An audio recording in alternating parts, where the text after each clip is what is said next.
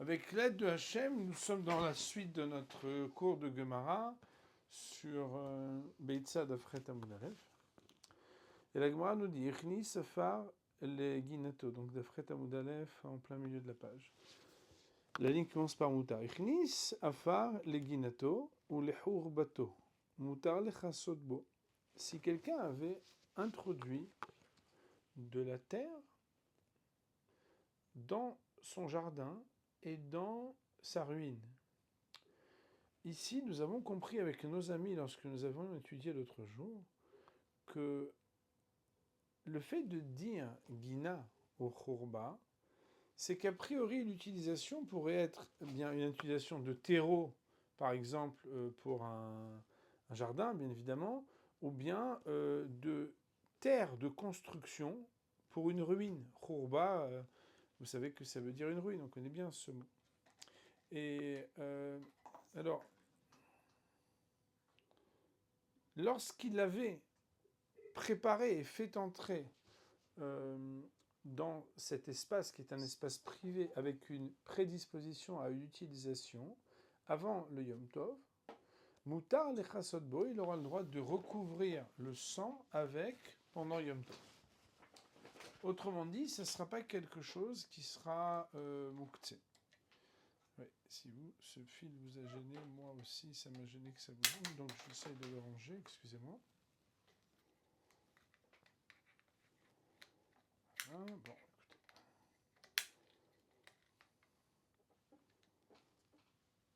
La Gemara de dire Ve'amar Raviuda de dire Machni Sadam, on ne parle plus maintenant du passé, mais on parle du présent, ça veut dire ce qu'on a le droit de faire. Machni Sadam et l'okupato afar, ve'oseba kol sorko.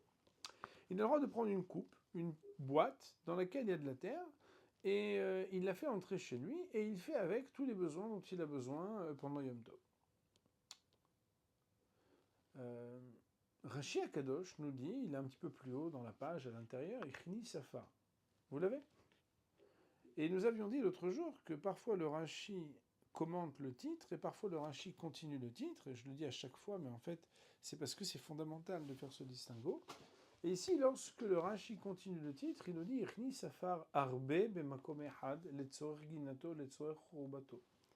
S'il a fait entrer beaucoup de terre dans un seul endroit pour les besoins de son jardin ou pour les besoins de sa ruine, les shothan ba'en, pour pouvoir, on va dire, étendre ou, si on peut dire, aplanir. Alors, moutar lechasodbo, il aura le droit d'utiliser cette terre qu'il avait prédisposée à quelque chose de personnel pour lui la veille de Yom Tov, bien évidemment, pour une utilisation de chol, il aura le droit de l'utiliser pour recouvrir le sang. De cholzman shout savour, car tout le temps où il n'est pas encore étendu ce hafar, mais qu'il est rassemblé et entassé, il a l'esprit dessus libre de pouvoir l'utiliser pour tous ses besoins. Autrement dit, Moraï Verbotaï, quand un sac de terreau est encore prêt à être utilisé et pas encore ouvert et étendu, peut-être pour être aplani ou quoi, c'est que finalement, si une utilisation se présentait avec une nécessité différente de ce que j'avais prévu au début, à partir du moment où j'en ai besoin et ça reste quand même mon sac de terreau, je fais ce que je veux. Et le Kisui Adam ne restera pas une utilisation exclue parce que potentiellement je fais ce que je veux. Deuxième loi, Rachid de commenter Machnis Adam et l'Okupato Afa, Bestam. Ici on parle de quelqu'un qui l'a fait sans prédisposition et orientation. Bestam, ça veut dire il n'a pas mis les Ginato, les Horvato, ou l'espace de circonstanciel de lieu de parler de Guina ou de Horba, donner une destination a priori intentionnelle de savoir qu'est-ce qu'il voulait en faire.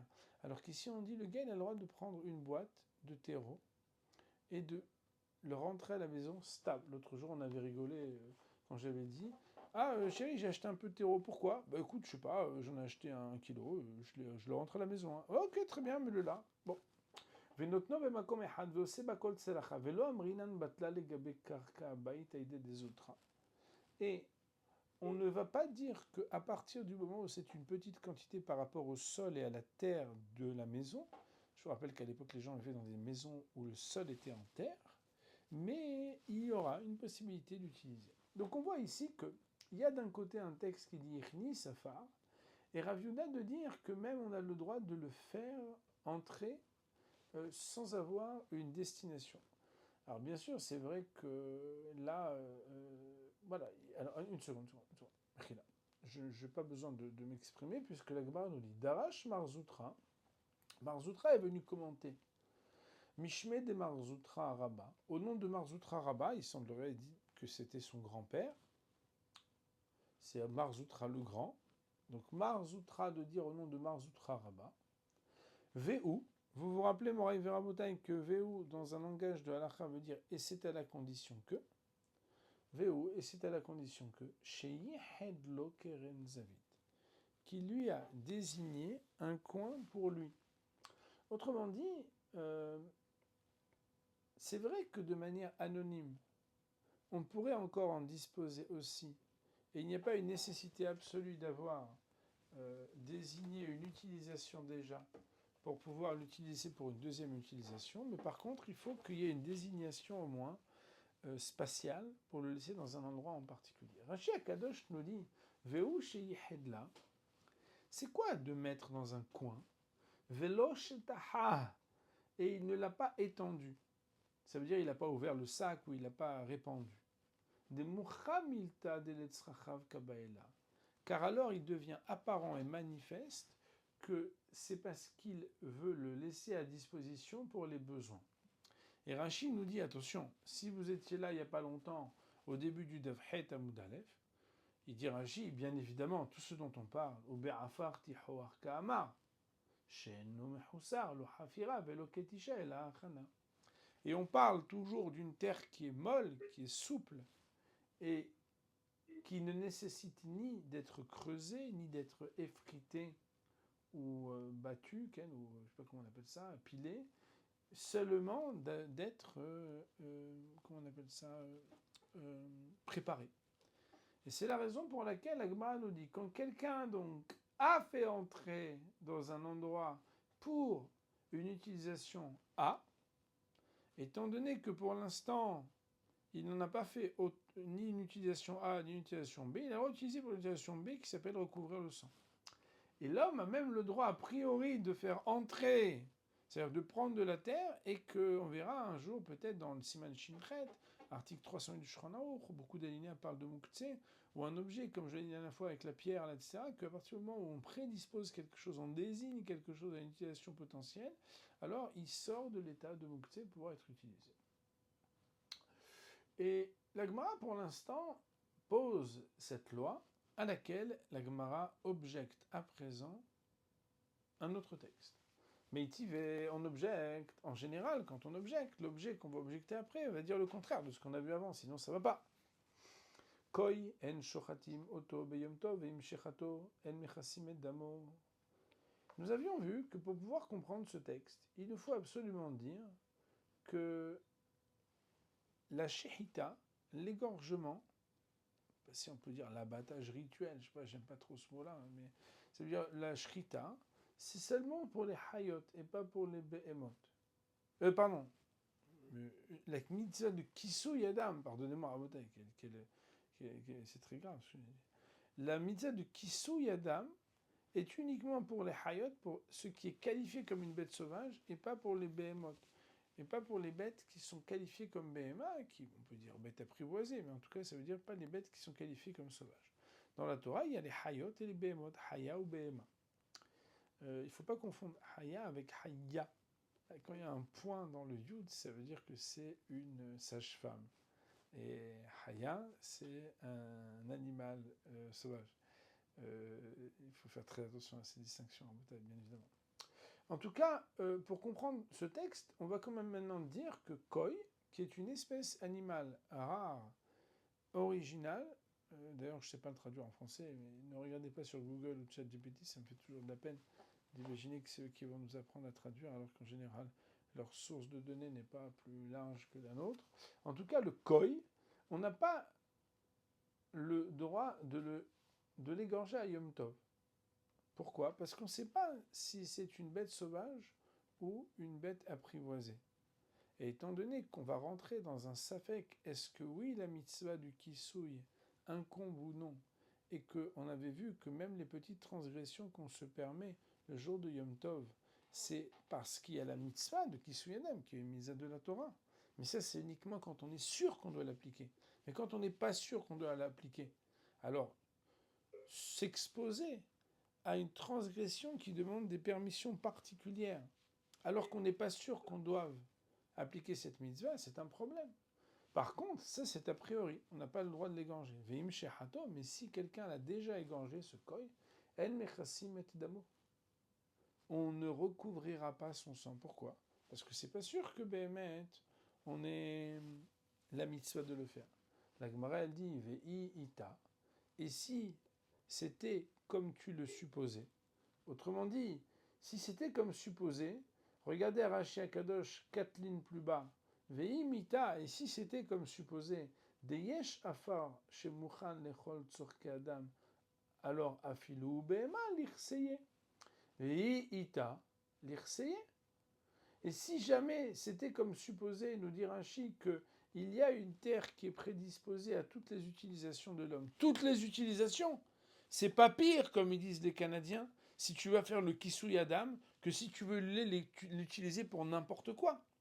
Or, ici, si on nous dit que quand quelqu'un a fait la shrita du koi, l'égorgement d'un animal dont on ne sait pas si, oui ou non, il est bel et bien celui qui fait partie de la catégorie de ceux dont on doit recouvrir le sang, tu n'as pas le droit de le shriter pour éviter cette exposition douteuse. Et si c'est le cas, tu ne recouvres pas. Mais d'après toi, tu devrais pouvoir le recouvrir puisque tu dis que n'importe quelle utilisation est potentielle à partir du moment où cette terre a été prédisposée. La Gemara, elle dit, ouais, c'est vrai, t'as raison. Et d'ailleurs, pourquoi ça serait permis qu'il y ait des Rav Yehuda, comme Rav Yehuda, puisque Rav Yehuda a dit plus haut, 3 lignes plus haut, Machnis Adam et le Kupato, c'est pas Kol Tzorko. Kol Tzorko, ça veut dire tout ce que tu veux, et aussi les chassot, bien évidemment. La Gemara, elle dit, ouais, mais alors, si tu poses cette question, l'état amer, d'après toi qui m'interroge en disant qu'on devrait permettre de recouvrir, l'Irseye Befer Kira, Obedekirnaout, pourquoi tu as besoin d'aller chercher midi à 14h? On devrait même, sans arriver à Rav Yehuda, dire que d'après toutes les opinions, ça devrait être permis pour le koi de recouvrir soit avec de la cendre de four, puisqu'on avait dit que c'est quelque chose qui est prédisposé, vous vous en rappelez, on a parlé de ça le cours dernier, ou bien avec une pelle qui a déjà été plantée. Et tu vois bien que dans ce texte qui parle du koi, dont la shrita a été faite alors que peut-être a priori on n'aurait pas dû la faire, on ne donne aucune alternative de recouvrir le sang. C'est vrai, certes, non pas avec l'hypothèse de Rav Yehuda, mais non plus pas, Rabotai, avec les hypothèses qui normalement font partie de ce qu'on a appris dans notre texte de Gemara préalablement, qui n'a rien à voir avec Rav Yehuda, qui est que Perkira Mouchan ou bien Dekernaout Smibeodium, où là-bas, il n'y a pas d'interdiction du tout. Et là, seulement tu es obligé de dire que si ce texte, indépendamment de Rav Yehuda, ne fait pas mention même de l'hypothèse et de la possibilité d'utiliser soit la cendre du four, soit une pelle plantée, c'est parce que des litlés, c'est parce qu'on parle d'un cas où il n'en a pas, et que oui, bien sûr, le gars il dit ouais, faire kira mouchanou, c'est si t'en as pas, tu fais quoi? T'achètes un four pendant Yom Tov? Non, tu peux pas. Alors quoi? Et si t'as pas de décarnaout, bah, ça c'est quand t'as une pelle qui a été déjà plantée la veille du Yom Tov. Pas tout le monde. Si je vous demandais à chacun d'entre vous si vous avez une pelle plantée la veille du Yom Tov, en général c'est non. Eh bien la Gemara dit Acha nami delitle. De la même manière que à propos de l'hypothèse qui est générale et pas seulement de Rav Yehuda, qui donnerait la possibilité et l'ouverture d'utiliser la cendre du four ou bien une pelle plantée, tu ne peux pas retenir cette hypothèse. Pourquoi? Parce que tu vas me dire, tout simplement, c'est parce qu'il n'en avait pas. De la même manière, ici aussi, il n'avait pas entré une boîte qu'il avait destinée à toutes ces utilisations de terre pendant Yom Tov. La Gemara dit, ouais, mais alors ok, mais si c'est comme ça, Iari, s'il en est ainsi, que tu me dis qu'on parle d'un cas où de toute façon il n'en a pas. Maïrias Safek, Afiluvadainamilo. Qu'a-t-il vu plus justement l'enseignant de ce texte de choisir de parler d'un cas de Safek plutôt que d'un cas de Vadaï? Voilà que si on voulait nous enseigner que quand quelqu'un n'en a pas, c'est fichu. Il ne pourra pas le recouvrir. Bah, à ce moment-là, il n'y a pas besoin de chercher un cas tordu qui s'appelle le cas du koi, qui est Safek Raya, Safek Behema. Tu peux me parler de n'importe quel cas et dire que quand tu as de quoi recouvrir, tu recouvres. Et quand tu n'as pas de quoi recouvrir, tu ne recouvres pas. On sent bien dans le texte qui parle de koi que la particularité de cette loi est due au fait de la catégorie animalière, qui est une catégorie de Safek. Sans quoi toute cette loi, elle a l'air de ne pas avoir de sens. Et étant donné que dans notre texte, on fait mention d'un cas qui est très particulier, c'est qu'il faut comprendre ici que c'est la particularité et la singularité du koi qui fait toute cette loi. Or, d'après toi, si c'est juste un problème d'outillage parce qu'il n'a pas ce qu'il faut, alors à ce moment-là, hein, eh bien, pourquoi on a besoin de parler d'un cas de Safek? La Gemara, elle répond d'une manière qui des fois est un tout petit peu indigeste quand on la voit pour la première fois et que je vais essayer de vous expliquer. Lo mibaya ka'ama. La Gemara s'exprime pour aller pas seulement dans le cas simple, mais même dans le cas tordu et compliqué. Lo mibaya ka'amam, ça veut dire qu'elle s'est exprimée, elle a parlé dans un schéma d'expression qui s'appelle l'omibaya. L'omibaya, ça veut dire pas seulement ça, mais ça va encore plus loin. C'est comme si quelqu'un, il veut, sans vous impressionner, parler du cas le moins grave et après le plus grave, le moins fort et après le plus fort. Et il dit, bon, je ne sais pas si vous vous rappelez en français, il y a les formules de style avec les expressions, là. Bon, ça vous ramène très loin, mais on disait, s'il est vrai que nananana, il n'en reste pas moins vrai que nananana. Vous vous rappelez de ces formules-là? Bon, je sais pas, à l'époque, pour faire des dissertes, on apprenait par cœur toutes sortes de locutions et de formulations. Bon, c'est très important, hein, c'est très très important, les formules de style. Mais c'est juste pour vous dire ici que dans la Mishnah aussi et dans la Braïta aussi, il y a des formules de style. C'est quoi? L'omibaya kama. L'omibaya, ça n'est même pas une question dans un cas de vadaï, dans un cas où c'est une bête sauvage qui certainement devrait nécessiter qu'on recouvre son sang, des lolishot, qui n'aura pas le droit de l'égorger s'il n'a pas déjà de la terre qui est prête, ou une pelle plantée, ou de la cendre de four. Aval safek eima mishu simchat yom tov lishrot velo lichseye. Mais peut-être que dans un cas de safek de koi, où c'est safek s'il est bête sauvage, et chayav de kisouille, et safek si elle est béma, elle n'est pas chayav de kisouille, alors on nous dirait Eima mishum simchat yom tov lishhot velo lichseye. Peut-être que tu dirais qu'au nom de Simchat Yom Tov, pour pas manger de la confiture, on aurait le droit de l'égorger et de ne pas recouvrir le sang volontiers, puisqu'on dit bah oui, bon, on va pas non plus manger de la confiture. Donc j'aurais compris qu'une bête que tu es obligé de recouvrir son sang et que t'as pas comment faire, tu l'égorges pas. Mais on aurait pu imaginer par contre que quoi? Que si c'est une bête que c'est Safek quand tu l'as égorgé, si tu dois recouvrir le sang ou pas. Peut-être que dans ce cas-là, on permettrait a priori de l'égorger, sans recouvrir a priori le sang, puisque de toute façon, tu n'as pas l'outillage. Kamosh Malan. Voilà que c'est ça qu'on vient t'apprendre.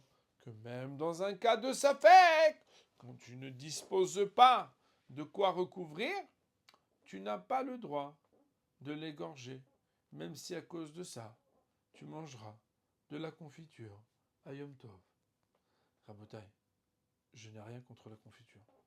Cet exemple est pris juste pour faire comprendre qu'en général, j'oserais dire peut-être chez les Sfaradim, mais je ne sais pas si j'ai le droit de dire ça en public et à l'antenne, on ne mange pas souvent au repas de midi de la confiture à Yom Tov.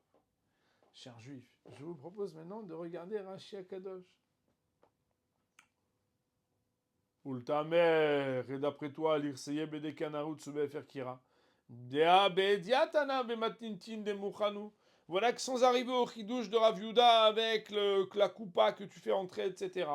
Voilà que Behedia ou Lehedia veut dire explicitement Tana Bematnitin. C'est enseigné dans la Mishnah des Mouchanou que c'est quelque chose qui est prédisposé. La Gemara disait Afilou Vadainami. Alors dans un cas de cas certains aussi, c'est pas possible. Dea ke Bet Hillel, Kaimalan, parce que voilà que c'est comme Bet Hillel qu'on tient la halacha. Des asrei qui interdisent, sous-entendu, si tu n'as pas le matériel nécessaire.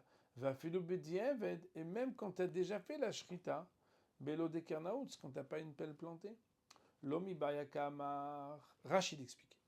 Adenakat koi en shochatim, ce que l'enseignant a choisi l'expression koi pour dire qu'on n'a pas le droit d'égorger. Le mot nakat veut dire choisir de s'exprimer en disant. Adenakat koi, ceux qu'il a choisi de s'exprimer en disant koi en shochatim, kol shken chayagmura ateuna kisui.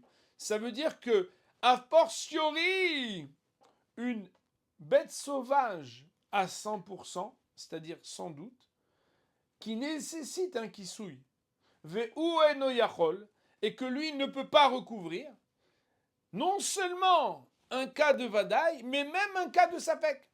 Donc l'omi bayaka amar, c'est lorsque une Mishnah, une Braïta, s'exprime en disant pas seulement ceci, mais même cela. Donc c'est vrai pour la chaya, et c'est même vrai pour le koi. Ou les ributa shmeidnan koi. Le mot ributa en araméen veut dire hidouche en hébreu. Et c'est pour le hidouche qu'on nous a appris le cas du koi.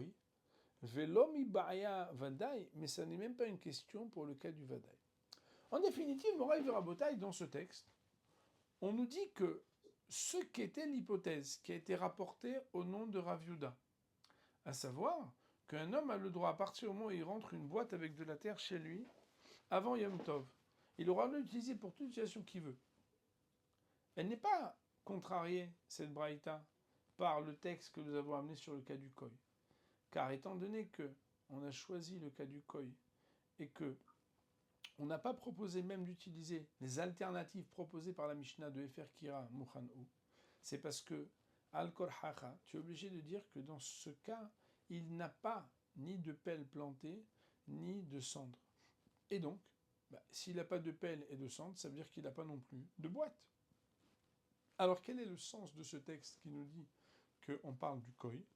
C'est pour nous dire que même dans des cas où on aurait pu imaginer que ce qu'on n'a pas le droit de faire dans l'égorgement d'une bête dont on est certain qu'on doit faire le recouvrement du sang, parce que c'est une bête vadaï et qu'on est dans un cas de figure où on n'a pas de quoi la recouvrir, on eût pu imaginer que par contre, au nom de Simchat Yom Tov, on aurait le droit, oui, de choisir d'égorger une bête dont il y a un doute si elle est chaya ou be'ema, en la personne, donc en l'animal du koi, de se dire, dans ce cas-là, oui, tu as le droit de l'égorger. Parce qu'il faut que tu puisses manger. Et à ce moment-là, juste, tu ne recouvriras pas, parce que tu es dans un cas où tu n'as pas.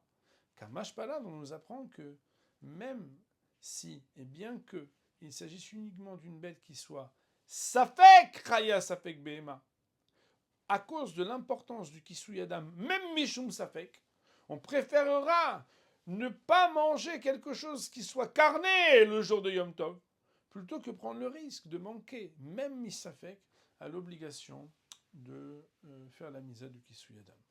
On va dire pour aujourd'hui, Baruch Olam, Amen.